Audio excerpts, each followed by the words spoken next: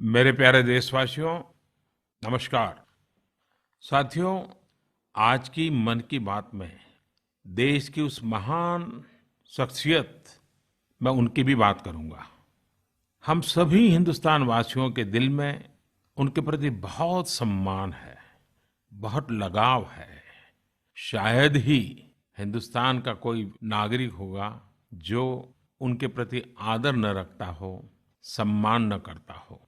वो उम्र में हम सभी से बहुत बड़ी है और देश के अलग अलग पड़ावों, अलग अलग दौर की वो साक्षी है। हम उन्हें दीदी कहते हैं, लता दीदी। वो इस 28 सितंबर को 90 वर्ष की हो रही है। विदेश यात्रा पर निकलने से पहले मुझे दीदी से फोन पर बात करने का सौभाग्य मिला था। ये बातचीत वैसी ही थी जैसे बहुत दुलार में छोटा भाई अपनी बड़ी बहन से बात करता है। मैं इस तरह के व्यक्तिगत संवाद के बारे में कभी बताता नहीं, लेकिन आज चाहता हूं कि आप भी लता दीदी की बातें सुने, उस बातचीत को सुने।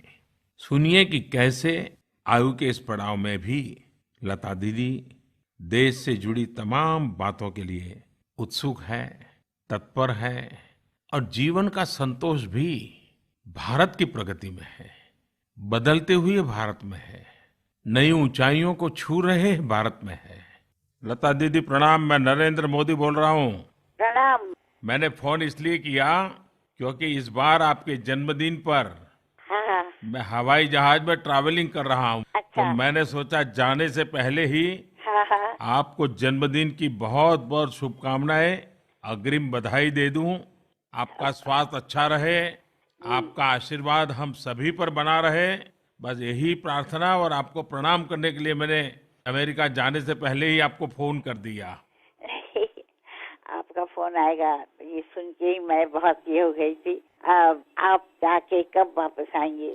मेरा आना होगा 28 लेट नाइट और 29 मॉर्निंग, और तब अच्छा आपका अच्छा। जन्मदिन हो गया होगा। अच्छा अच्छा। जन्मदिन तो क्या मनाएंगे, और बस घर में ही सब लोग। तो दीदी देखिए, आपका मुझे तो आपका मतलब आशीर्वाद मिले तो अरे बहुत है। आपके आशीर्वाद हम मांगते हैं, आप तो हमसे बड़े हैं।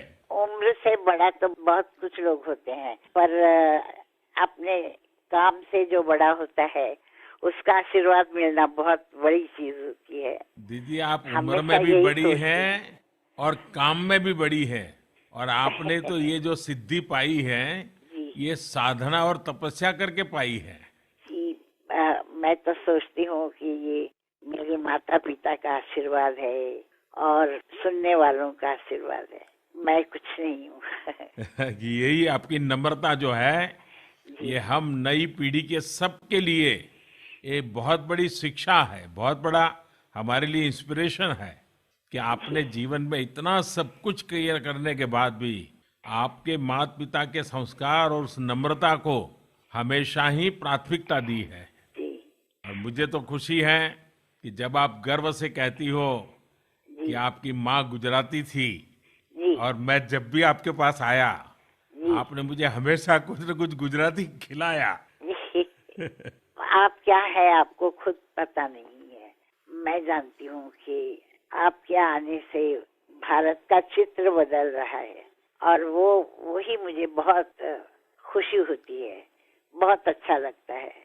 बस दीदी आपके आशीर्वाद बने रहे, पूरे देश पर आपके आशीर्वाद बने रहे, और हम जैसे लोग कुछ न कुछ अच्छा करते रहे।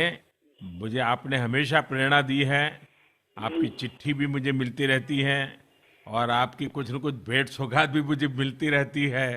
तो ये एक अपनापन, जो एक पारिवारिक नाता है, उसका एक विशेष आनंद मुझे होता है। जी। नहीं, मैं आपको बहुत तकलीफ नहीं देना चाहती हूँ, क्योंकि मैं देख रही हूँ, जानती हूँ कि आप कितने बिजी होते हैं और आपको कितना काम होता है, क्या क्या सोचना पड़ता है। जब आप जाके अपनी माताजी को पाँव छू के आए, देखा, तो मैंने भी किसी को भेजा था उनके पास और उनका आशीर्वाद लिया।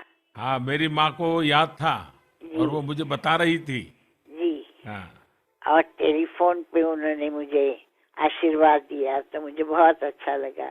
हमारी माँ बहुत प्रसन्न थी आपके इस प्यार के कारण। जी जी। और मैं आपका बहुत आभारी हूँ कि आप हमेशा मेरी चिंता करती हैं।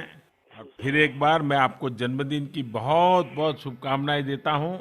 जी इस बार मुंबई आया तो मन करता था कि रूबरू आ जाऊं, जी लेकिन जी समय की जरूर। इतनी व्यस्तता थी कि मैं आ नहीं पाया।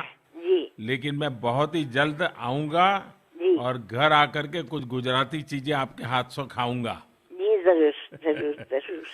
ये तो मेरा सौभाग्य होगा। जी, प्रणाम दीदी। प्रणाम, बहुत बहुत प्रणाम। शुभकामनाएं आपको। बहुत बहुत प्रणाम। प्रणाम जी।